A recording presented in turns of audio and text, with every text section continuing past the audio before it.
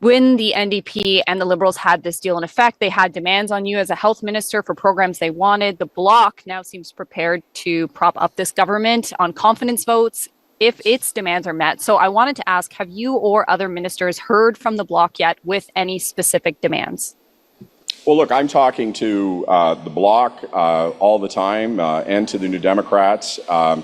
Unfortunately, conversations with the Conservatives haven't been productive. They're mostly focused on politics and trying to cause an election. Look, we have an election every 4 years. That's what's supposed to be happening. In the intervening period of time, people have an expectation for us to get the business of the country done. We still have over a year left to get things done. And I think people expect us to be focused on the work of the nation.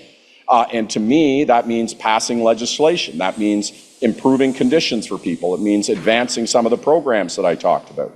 So we're willing and ready, where priorities are shared, to continue that work.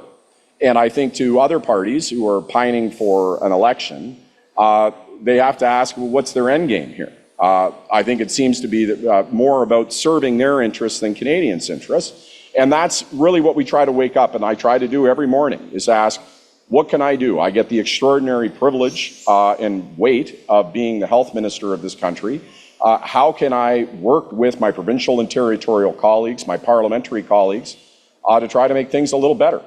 And I think that's where we should be squarely focused. And if there are parties that want to pass legislation where we have shared priorities and things can be made better, then of course we're willing to work with them.